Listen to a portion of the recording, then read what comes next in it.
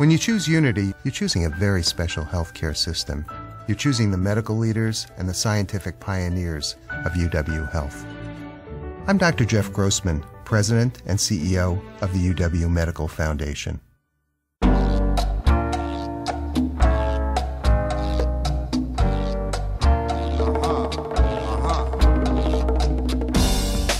Hi, my name is Andre Darlington. I'm a contributing writer for Isthmus. Today we're at 43 North with Chef Francesca Hong, who is going to show us one of the dishes that they make here. What are we making today? Today we'll be making sweet and sour pork belly. It's my version of this sweet and sour pork I would eat in Korea all the time. It's one of those Chinese dishes that got essentially interpreted by Korean, and so it's kind of Chinese food that gets delivered in Korea. And so normally it's made with pineapple and bell peppers, but I've incorporated peaches, which were delicious this year. So we have some beautiful Door County peaches here, and what I've done is that they came to me just a little bit unripe. So I've been doing, using the cryovac bag here, and I vacuum sealed the peaches with just a little bit of salt and fresh sorrel, which is similar to like a lemon basil. It's got a really just to great, give a little bit of pop in the flavor. Sometimes when you drop a piece of fruit, like an apple or a peach, you'll kind of see how it's all nice on the outside, and then you have that one little random brown spot if it's been dropped. Now the bruising brings out the flavor? Oh, is that what's happening? It's, a lot of the sugars, basically you've got sugars that have been concentrated too fast. All you need to do is take a large Ziploc gallon-sized bag, works best. Put your peaches in a gallon-sized bag, and you take as much of the air out as you can. And then freeze it. And then overnight take it out and put it in a different gallon-sized bag and let that kind of melt, and you'll have that same quality. I love that, controlled bruising. So I'm gonna try this tonight at home. All right, so we'll get started here. I'm first just gonna quickly dice up some beautiful red bell peppers. It's best always to have a very, very sharp knife. The worst cuts are with a dull knife. And you can have these nice pieces. Some in the culinary fancy world would maybe call this a brunoise. I just call it cutting it really small. So I'm just gonna put this right into this sweet and sour sauce I have here. The sweet and sour part is sugar, and then rice vinegar, and then soy that just brings that backbone. It brings that depth to the sauce. All right, so I have a hot pan here, which I'm gonna turn on. I've just cooked this quinoa with just a little bit of, you cover it in water. I've got fresh pieces of ginger and dried anchovies. And that's all that it was cooked in. You just wanna cook quinoa until you get kind of like, essentially the little eyeballs start to pop out. So we're just reheating the quinoa in a little bit of stock. This other pan I have the sweet and sour sauce and the red bell peppers. All I'm letting that is reduce slightly, so I'm letting the sugars in there caramelize and get nice and syrupy for us. And again, that's got a little bit of the leftover peaches in that stock. Yeah, a lot of leftover peaches. I put the cores, I put everything in there. I know a lot of people have heard about sous vide, but they're probably not sure what it is. So basically what it is, it's temperature controlled cooking. So you're taking items that can be vegetables, proteins, fish, and you're basically cooking it at an exact temperature for different prolonged periods of time depending on what you want for the texture of your product. Okay, so and how much do you use this technique here at the restaurant? We use it for a majority of our proteins. Our pork belly is essentially a confit. So what I've done here is I brine the pork belly and I cut it up, and then I vacuum seal it, and I put it at 144 degrees for about 24 hours. The thing is, as soon as I drop this pork belly, the temperature will probably change because I've put a cold element into the water, but it'll bring it right back up. And so basically, I'll keep this pork belly in there for over 24 hours, but I won't start that 24-hour time till this reads 144 again. The things with sous vide is you have to be really careful not to compromise the texture and the integrity of the protein itself, because you're basically trying to extract as much flavor as you can. You put fish in there at 144, you forget about it 30 minutes later, you have cat food.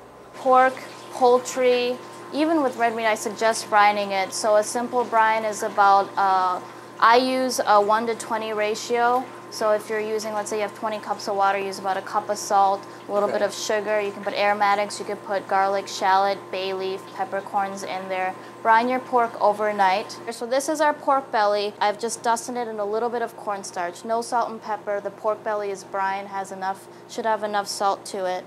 And all we'll do now So I've got a deep fryer at about 375 degrees. Drop it in.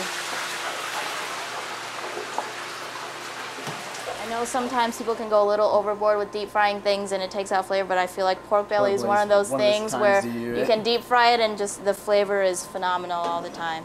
All right, so our sauce is reducing nicely here. All right, our quinoa, almost all the liquid has evaporated. I'm just gonna season this really quickly with salt and pepper. So I like the time savings here of doing both of the sauces, or the quinoa and the sauce, both at the same time, so you can keep your eye on both of them. Sure, and we know that pork belly just needs a couple more minutes just to make sure it gets nice and hot all the way through, and you want it to be GBD, golden brown delicious. I like that. All right, I'm gonna take this pork belly out, drop it in my catch pan. Make sure that looks beautiful. You've got the nice crispy pork belly. What I'm gonna do now is I'm just gonna drop it in this sauce, but I'm not gonna toss it around because I still want some of that pork belly to be nice and crispy and not covered in sauce. So just coating but it I want little bit just a little bit, and I want some of the sauce to get into that bottom of the pork belly here. I've been in the restaurant business for probably about 6-7 years. Nobody in my family was a cook. So you just sprouted from nowhere. I watched, PBS was probably Simply Ming and all those crazy food shows. I walked Jacques Pepin and Julia Child on TV, and I always was fascinated by cooking, but like I said, I never thought I would do it professionally, and here I am now. I was at La Brioche restaurant down on University Avenue, and I was a server there, and they needed some help in the kitchen. I kind of jumped on it, and before I knew it, I was working there full time, and I'd quit my double major at the UW. I put everything else on hold. So you started as a line cook there then? I started as a line cook there, more prep and then line, and then I just applied to different restaurants in town that I love to eat at, because I would go out to eat as much as I could, much as I could afford. Before cooking, you have to love to eat, and I love to eat. So when people say they're ingredient-driven chefs, I'm like, well, then what's cooking? If the ingredient isn't inspiring you, then what are you cooking? So now we're ready to plate. All right, so again, this is the peach with the sorrel. You just cut it up into little squares. Yep. Okay. That's all I'm gonna do is I'm just gonna put them organically on this really nice black slate plate I have. This is the kind of plate I can bring to a table and 4 people can all eat off this plate. I'm gonna take my quinoa and I'm just gonna kind of put this next to the peaches randomly, just so everyone's little bite has a little bit of quinoa, a little bit of peach, and hopefully a lot of pork belly. So in a recipe like this, how long is the development before you have that aha moment where it all comes together and you serve it that way?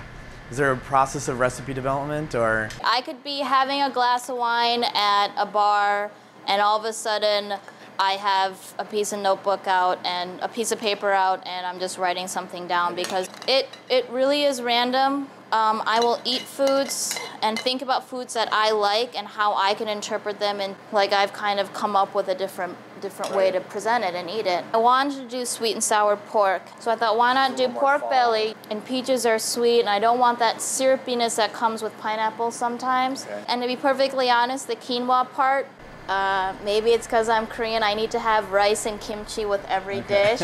So I was like, well, I can't just put rice on a dish, but quinoa is something a little different. A little earthy flavors. Yeah, it's a little earthier. I love the red color of it. This is red quinoa. And I'm just going to finish this off. I've got some really nice lovage. This is from Mount Horeb. Lovage to me is like what all celery leaves should taste like. It's a little bitter, but it's got a little bit of sort of celery plus one. It's got a little plus bit. One. Yeah. I was gonna say, does anyone ever order this for dessert? Because that might be how I do it. You have the peaches and the pork belly. It seems ideal. I would love this as a third course, to be perfectly honest, or as a dessert. I think it's great. I always want something savory or cheese at the end of a meal.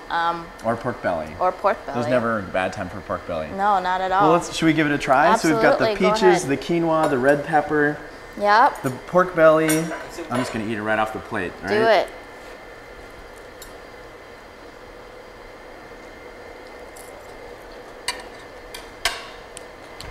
That is fantastic.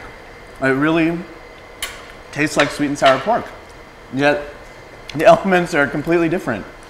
It has that kind of stickiness that you're used to in the sweet and sour pork, with a little more hit of vinegar, and then the fruitiness from the peaches. I just want this dish to remind people of things. For me, it reminds me of the sweet and sour pork in Korea. Other people think, you know, Chinese food dishes, and that's fine. As long as it's still tasty, I don't care what it reminds you of. Yeah, it's so good. I'm gonna have another piece. Well, thank you so much. This is a fantastic dish to try. It's enjoyable cooking. Are you gonna come eat some of this?